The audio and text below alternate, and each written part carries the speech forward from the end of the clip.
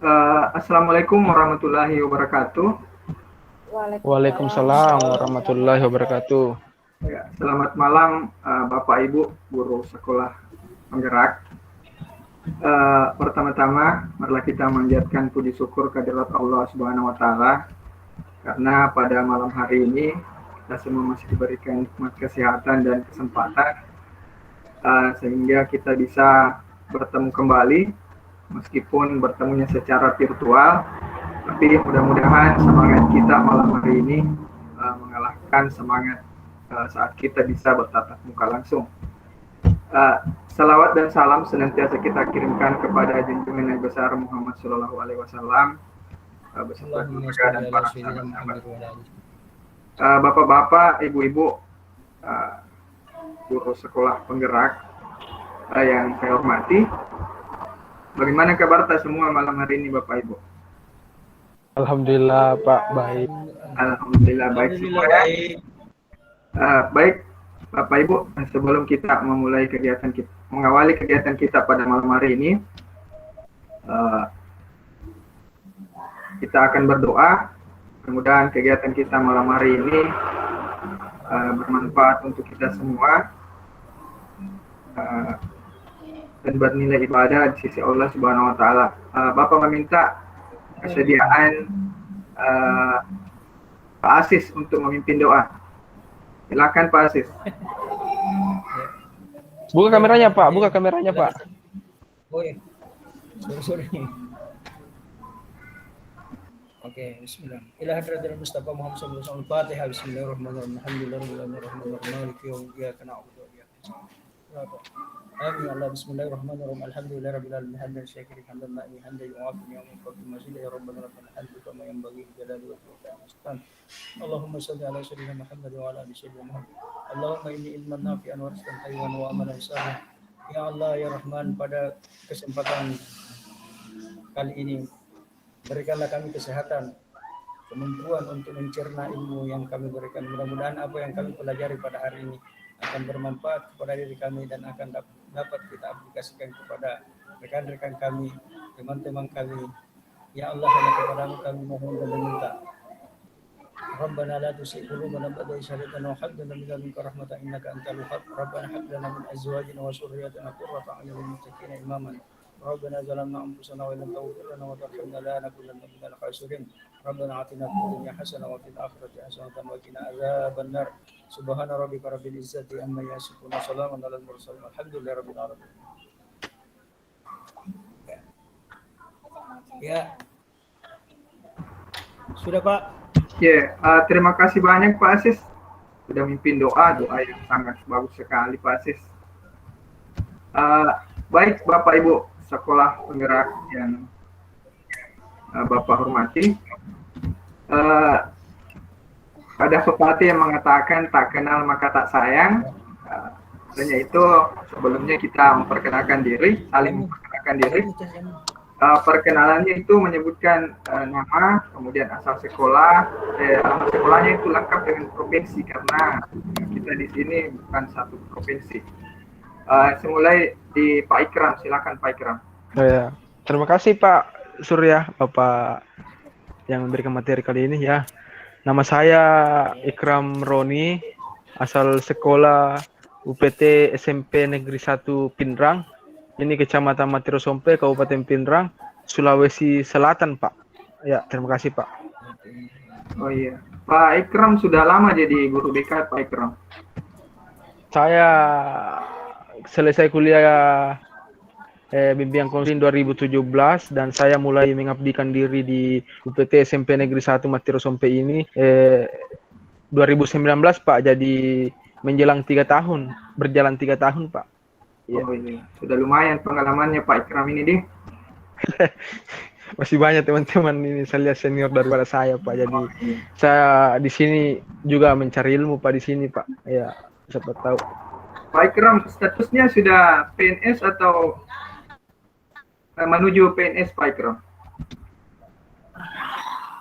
Belum PNS Pak, tapi insya Allah doakan semua Bapak Ibu ya, karena ada saya lihat ini programnya pemerintah lagi penerimaan CPNS dan P3K ya, Ya, Semoga bisa lulus Bapak Ibu. ya, amin, amin, Pak Ya, Ikram. Ya, terima kasih Pak Ikram. iya Pak Surya sama-sama. Iya, iya. Amin. Selanjutnya Amin, amin, Bu amin, Nili, amin. silakan Bu Nili, perkenalkan diri. Ya, terima kasih Pak. Nama saya Nelilianti dari UPT SMP Negeri 5 Mangarombang, Kabupaten Takalar, Sulawesi Selatan, Pak. Jadi saya satu provinsi dengan Pak Ikram. Bu Nili, di sekolahnya guru BK juga ya? Sebenarnya backgroundnya bukan BK, Pak. Oh, di BK kan begitu? Di BK kan, Kepala ya, sekolah. dipaksakan untuk BK. Sudah lama jadi guru BK di sekolahnya, Bu? Sekitar 2 tahun, Pak. Oh iya, masih baru di 2 tahun. Iya. Kita sama-sama belajar ya Bu di kelas ini. Bu Nelly sudah PNS atau masih menuju ke sana? Insya Allah Pak, menuju PNS. Oh iya. Amin, amin. Amin Akan Bu. mudah-mudahan segera sampai ke PNS. Amin, amin, amin, amin. Terima kasih Bu Nelly. Selanjutnya Ibu Eni, silakan Bu Eni memperkenalkan diri, kemudian asal sekolah lengkap dengan provinsi sekolahnya. Ya. Silakan Ibu.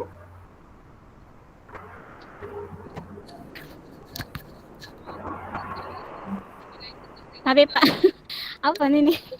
Perkenalkan diri Bu, kemudian asal sekolah lengkap dengan provinsinya, sampai provinsi. Iya, iya. Tunggu dulu Pak Di. Apanya izin dulu sebentar. Ya, ya jadi ya nama Nuraini, kemudian asal sekolah SMP IP Wahdatul Ummah Kabupaten Takalar, Sulawesi Selatan. Ya saya sebenarnya bukan guru BK, ya tapi guru bahasa Indonesia, dan di sekolah kami memang belum ada guru BK. Ya saya kira itu saja.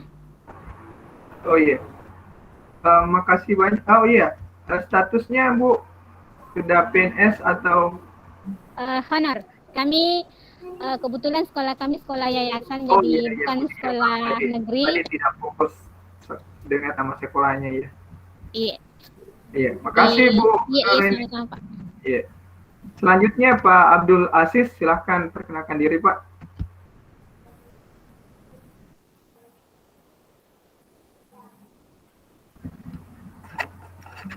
Mic-nya Pak, mic-nya belum. Terima kasih banyak atas kesempatan diberikan. Nama saya Abdul Aziz. Bagaimana? Tidak masuk? Iya Pak, silakan lanjut Pak. Ya, nama saya Abdul Aziz. Saya dari Kabupaten Majene, ditugaskan di SMP Negeri 1 Sendana, 30 kilo dari kota menuju ke Mamuju, provinsi. Saya sudah PNS sejak 2006. Oh iya, Pak Abdul Aziz asli guru BK Pak.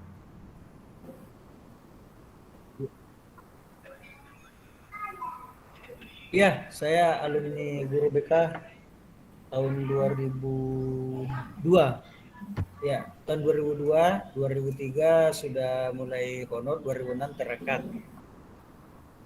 Oh, sudah banyak sekali pengalaman ini Pak Aziz sebagai guru BK ya. 20 tahun. Senior ini. Iya, sudah senior banget ini Pak Aziz. Benar banget. Kuliah di mana dulu Pak Sis? Kuliah di mana dulu? Tabe. Karena udah sudah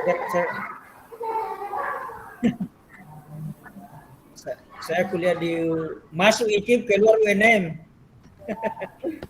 Masuk IKIP keluar UNM. Berarti ini UNM Pak dulu. Sis. Berarti ini Pak Sis segudang ilmunya, ilmu tentang BK ya. Banyak yang bisa Lama kita. sekali akhirnya kadaluarsa semua ilmunya nih Pak. Sudah kadaluarsa ilmunya. Oh iya, mau diperbarui Pak Di Sudah karena dilupa. iya, Ini sudah dilupa semua juga. iya, selalu terjadi perubahan juga Iya, Pak. ini sudah banyak yang baru lagi ini.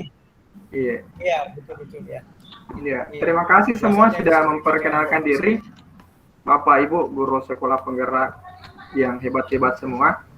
Selanjutnya Bapak akan memperkenalkan diri. Perkenalkan, nama saya Surya Dharma Wijaya, SPD. Saya mengajar di PT SMP Negeri 2 Baranti, Kabupaten Sidendel Rapang, Provinsi Sulawesi Selatan. Kabupaten Sidrap itu berbatasan dengan Kabupaten Pinrang, berbatasan dengan kabupatennya Pak Ikram tadi.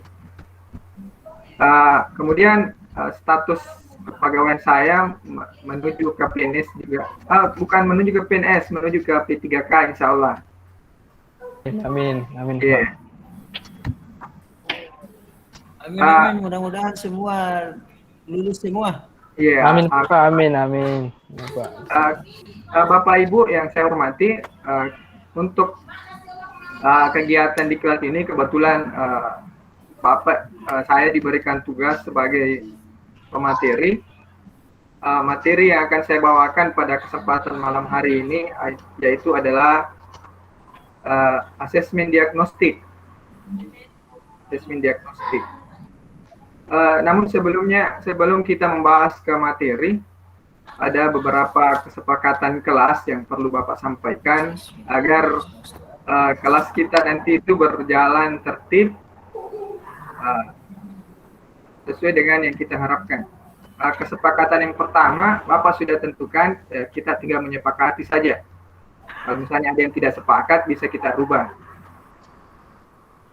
Bapak sudah susun-susun. Kesepakatan yang pertama itu hanya yang berbicara yang mengaktifkan mic-nya. Itu kesepakatan yang pertama, Bapak Ibu. Bagaimana, sepakat semua, Bapak Ibu? Oke, sepakat. Ya Pak, ya Pak, ya.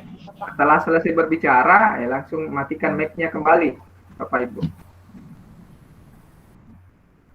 Kemudian kesepakatan yang kedua mengenai izin. Kalau mau izin, misalnya izin ke toilet, cukup di kolom chat saja ditulis. Ya, Bapak Ibu, sepakat? Iya Pak, iya insya Allah Pak. Iya, sepakat. Itu saja kesepakatannya. Ada 2 kesepakatan, mudah-mudahan bisa dijalankan selama kita belajar pada malam hari ini. Sebenarnya kita sama-sama belajar ya. Saya belajar mengajar ceritanya. Baik Bapak Ibu, sebelum saya lihat ini agak tegang, kita ice breaking dulu sebelum masuk ke materi. Ya, Bapak Ibu, siap untuk ice breaking? Siap Bu. Siap Pak. Ya. Ice breakingnya seperti ini ya. Bapak kasih aba-aba, kita tepuk tangan. Untuk aba-aba saat Bapak menyebutkan angka 1, Bapak Ibu diam, artinya tidak ada gerakan. Saat saya menyebutkan angka 2, Bapak Ibu tepuk tangan 1 kali. Kemudian angka 3, tepuk tangan 2 kali. Kemudian angka 4, yes. Paham Bapak Ibu, saya ulang instruksinya. 1 diam, 2 tepuk tangan 1 kali, 3 tepuk tangan 2 kali, 4 yes, ini 3 kali. Bagaimana Ibu? Bapak Ibu siap? Siap Pak, siap. Oke, kalau siap kita buka mic-nya, buka kamera. Oke, siap? Siap Pak, siap. Oke. Dengarkan baik-baik aba-abanya. 2. Belum kompak. 3. Yes. 2. 3. 4. Yes. 4. Yes. 4. Yes. Alhamdulillah sudah bersemangat semua. Terima kasih Bapak Ibu sudah mengikuti ice breaking dengan baik. Mungkin ada yang bisa menyampaikan kira-kira apa manfaat yang bisa kita dapatkan dari ice breaking tadi. Ada yang bisa Bapak Ibu? Iya, Saya silakan saya Pak. ya manfaatnya di sini Bapak Ibu maaf Pak, sorry maaf. Manfaatnya di sini sebelum kita mulai materi ya poin keempat tadi itu membakar semangat ya supaya kita nantinya berlangsungnya materi supaya tetap fokus pada materi dan tetap semangat Bapak. Pak, begitu. Ya. Iya, terima kasih Pak Ikram. Jadi menurut Pak Ikram manfaatnya ice breaking tadi adalah membangkitkan semangat. Ada lagi Bapak Ibu yang bisa menyampaikan kira-kira apa manfaatnya? Oke, kalau tidak ada Bapak menyampaikan sedikit apa manfaat dari ice breaking tadi. Yang pertama, benar apa yang disampaikan oleh Pak Ikram. Manfaatnya itu yang pertama membangkitkan semangat kita supaya tidak ngantuk karena ini sudah jam 9 lewat. Kemudian manfaat yang kedua adalah melatih konsentrasi, kemudian melatih pendengaran. Jadi kita tadi itu fokus, melatih fokus. Kira-kira nomor berapa ini lagi? Kira-kira apa gerakannya? Nah itu tadi manfaatnya. Baik Bapak Ibu, kita masuk ke materi. Materi yang akan Bapak sampaikan adalah asesmen diagnostik. Ada dua tujuan dari materi yang akan kita bahas pada malam hari ini. Tujuan yang pertama adalah Bapak Ibu bagaimana nanti setelah penyampaian materi bisa memahami apa tujuan dari asesmen diagnostik ini. Itu tujuan pertamanya. Kemudian tujuan yang kedua, bagaimana nantinya Bapak Ibu bisa memahami tahapan-tahapan dalam asesmen diagnostik. Itu tujuannya. Jadi tujuannya ada dua Bapak Ibu. Tujuan dari pembelajaran kita malam hari ini. Baik Bapak Ibu, saya izin share screen materinya.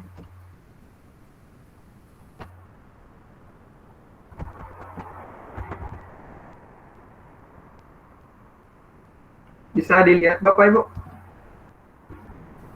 Iya Pak. Bisa Pak, Oh, bisa, iya. bisa. Hilang lagi Pak, hilang. Iya, hampir lupa. Saya hampir lupa. Sebelum saya masuk ke materi,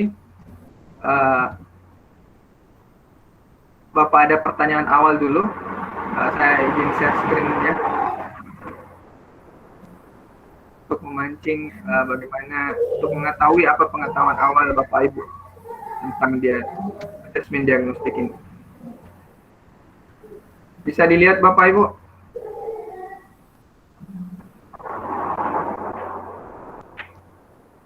Bisa Pak, bisa.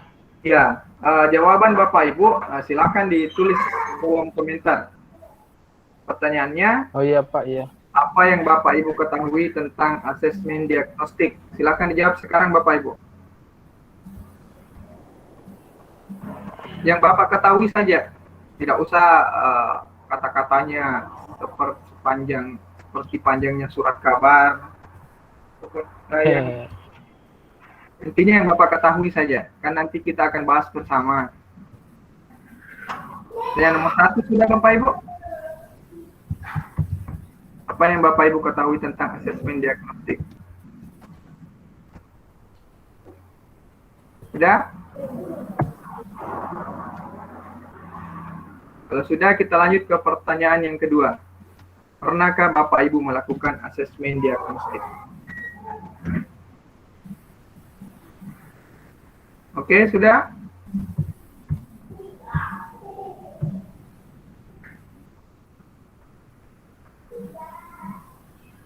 Halo, Bapak Ibu, sudah? Iya Pak, sudah Pak. Sudah Pak, sudah. Ya. Baik, Sudah, Pak. Ya, menurut Bu Nili, asesmen diagnostik itu untuk mengetahui kelemahan siswa. Ya, terima kasih Bu Nili. Kemudian, apakah pernah melakukan? Ya, pernah. Kemudian, menurut Pak Ikram, asesmen yang dilakukan dengan spesifik.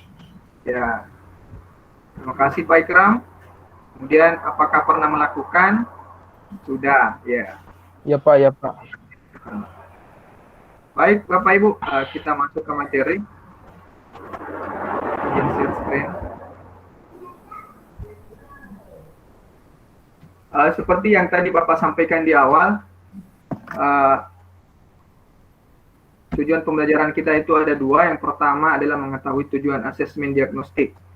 Jadi tujuan asesmen diagnostik secara umum sesuai namanya, asesmen diagnostik bertujuan untuk mendiagnosis kemampuan dasar siswa.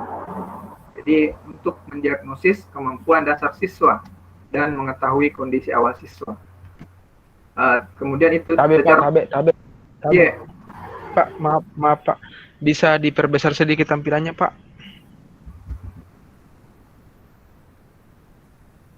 Sebentar Bapak cari ya. Iya Pak.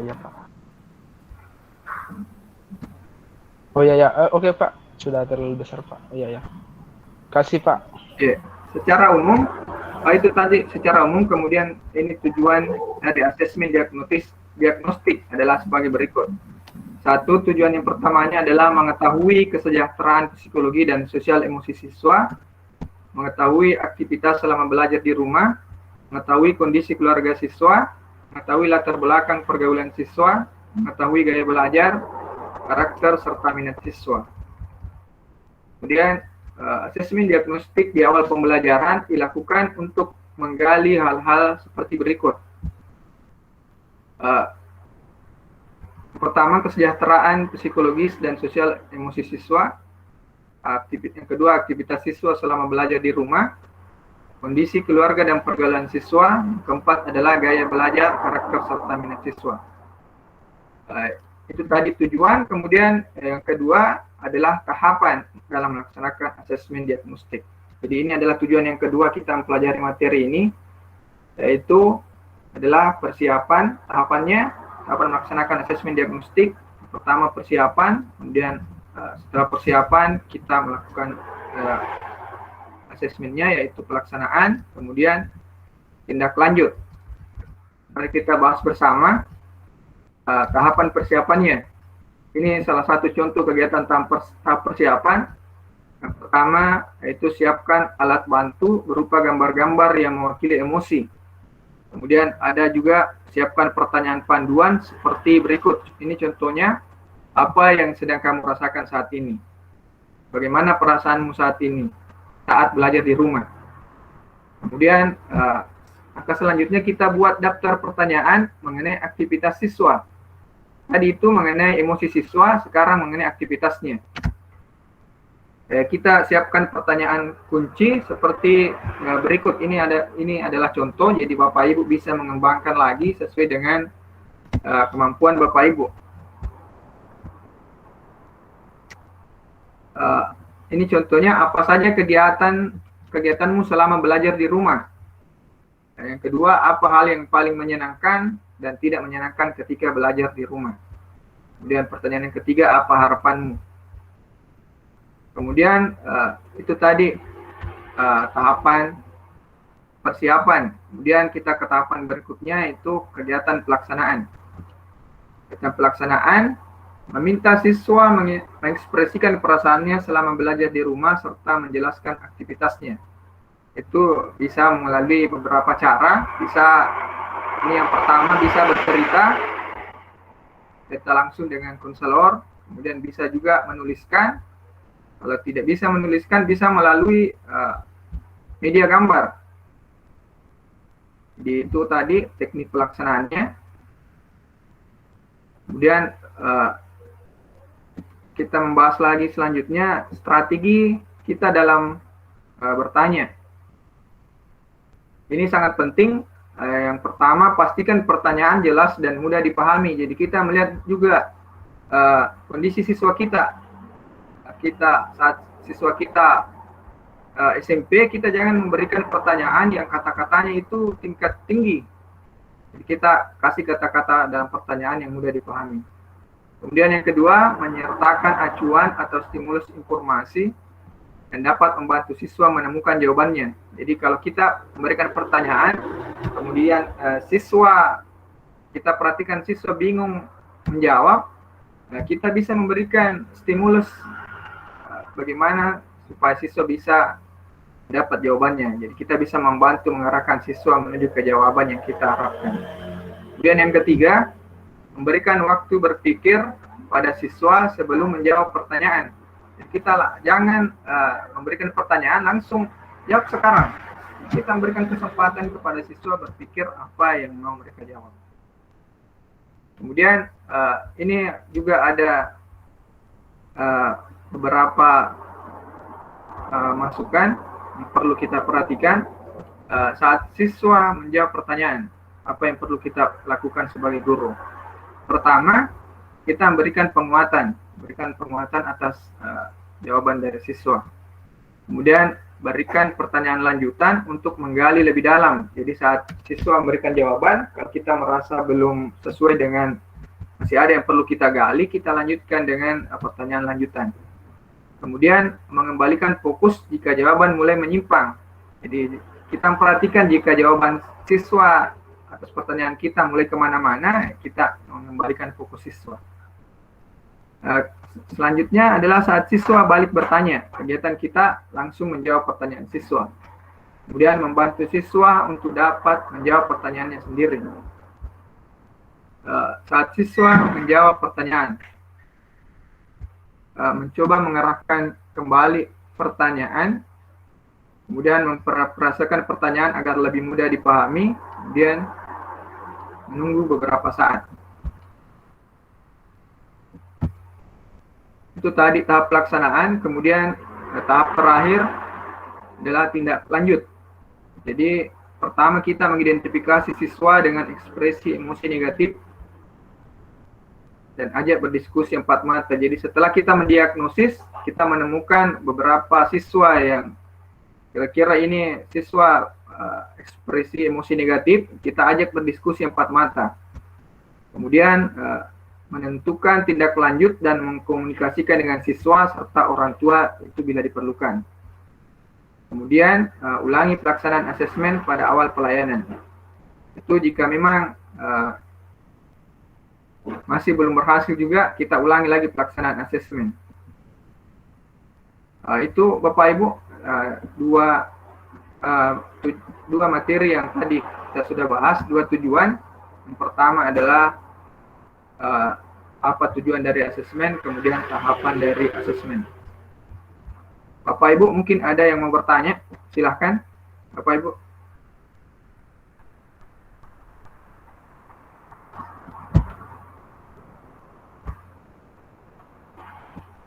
Saya Pak.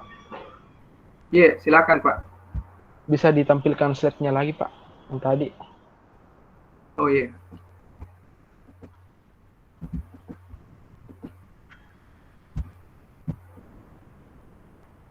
Sudah bisa dilihat Bapak Ibu? Coba yang pertama tadi Pak. Oh ya, ini. Oke, sudah. Nah, di sini kan secara umum sesuai namanya, asesmen diagnostik bertujuan untuk mendiagnosis kemampuan dasar dan mengetahui kondisi awal siswa. Tujuan dari asesmen diagnosis adalah sebagai berikut. Dan di sini poin pertama poin kedua, maaf Pak, mengetahui aktivitas selama belajar di rumah. Yang ingin saya tanyakan di sini Pak, kondisi seperti saat ini di era pandemi COVID-19 ini Pak, kan kita jarang bertemu siswa di sekolah. Siswa di sekolah. Belajarnya juga melalui virtual seperti yang saat ini Pak. Ya. Jadi bagaimana peran guru BK dalam mengetahui aktivitas selama belajar di rumah, apakah itu siswa betul-betul belajar atau bagaimana Pak? Ya, saya kira seperti itu.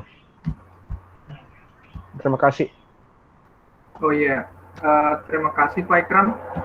Sebelum Bapak jawab, mungkin ada dari lain yang mau menjawab dari pertanyaan Pak Ikram. Bapak Ibu, silakan.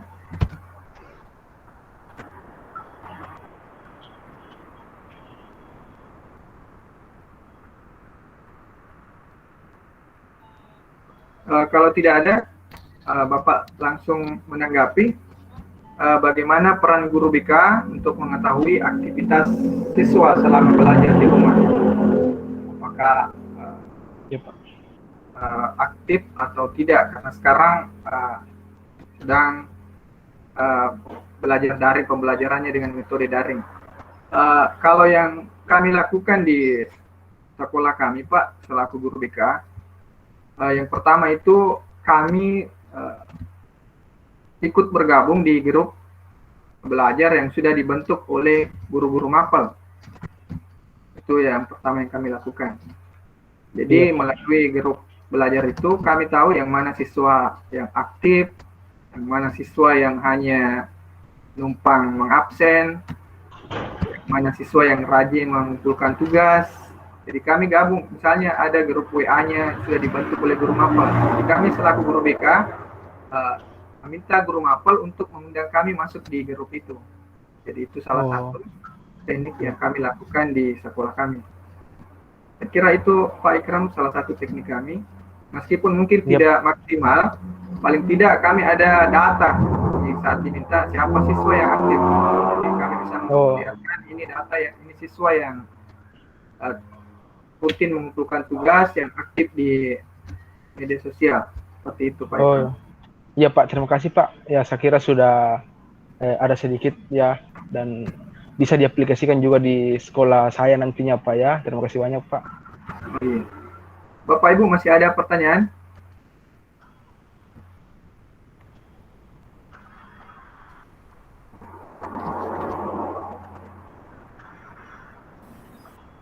Kalau tidak ada?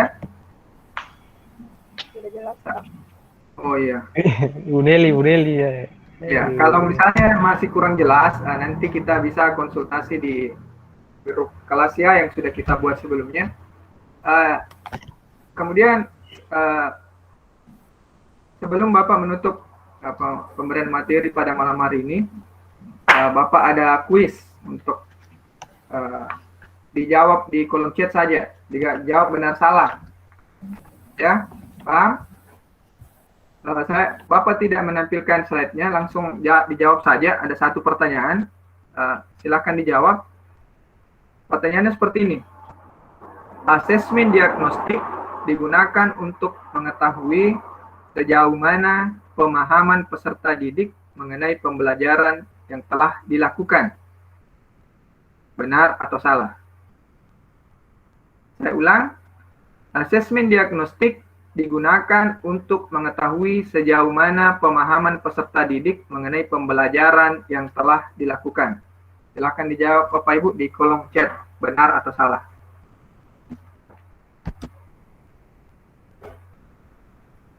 Bu Nelly salah, Pak Ikram benar. Pak Asis, bagaimana?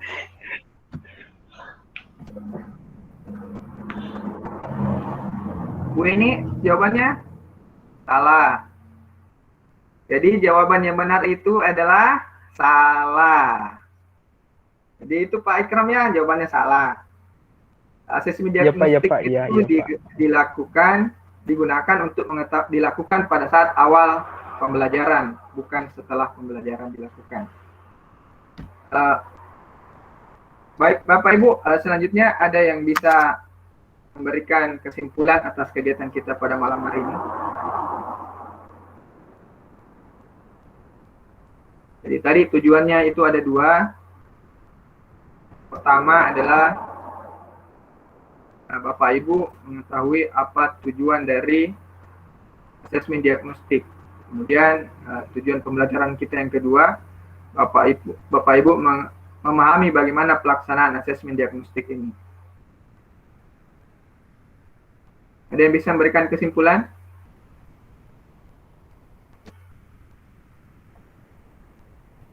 Bapak Ibu, halo. Ya Pak, ya Pak.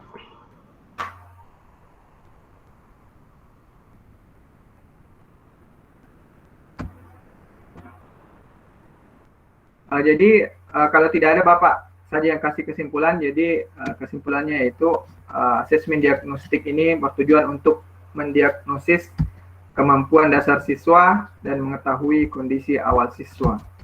Kemudian tahapan dalam melaksanakan asesmen diagnostik itu ada 3. Pertama persiapan, pelaksanaan, dan tindak lanjut. Itu kesimpulan dari materi kita pada malam hari ini. Mudah-mudahan bisa Bapak Ibu semua pahami. Sebelum kita mengakhiri kegiatan kita pada malam hari ini, Bapak meminta kepada Pak Ikram untuk baca doa bagi penutup. Silakan Pak Ikram. Ya, terima kasih Pak atas kepercayaannya.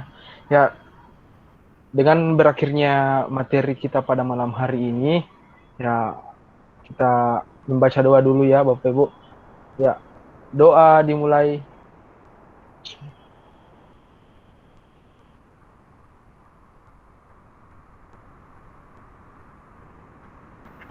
Ya, terima kasih Bapak Ibu. Saya kembalikan lagi ke Pak Surya. Ya, terima kasih Pak Ikram sudah memimpin doa. Selanjutnya Bapak Ibu, sebelum mengakhiri kegiatan kita malam hari ini, kita lakukan sesi foto-foto dulu Bapak Ibu, sebagai pelaporan, sebagai kenang-kenangan juga. Pak Asis, mungkin bisa dinyalakan kameranya Pak Asis. Ya, kita foto-foto dulu. 1, 2, 3. Ya. Terima kasih Bapak Ibu sudah meluangkan waktunya mengikuti materi kita pada malam hari ini dan masih tetap bersemangat meskipun sudah jam berapa ini, sudah jam tidur. Mudah-mudahan kegiatan kita malam hari ini bermanfaat untuk kita semua. Lebih dan kurangnya mohon dimaafkan. Sampai bertemu di materi di diklat berikutnya. Sampai jumpa Bapak Ibu, guru BK hebat, Sekolah Penggerak. Assalamualaikum warahmatullahi wabarakatuh. Waalaikumsalam warahmatullahi wabarakatuh.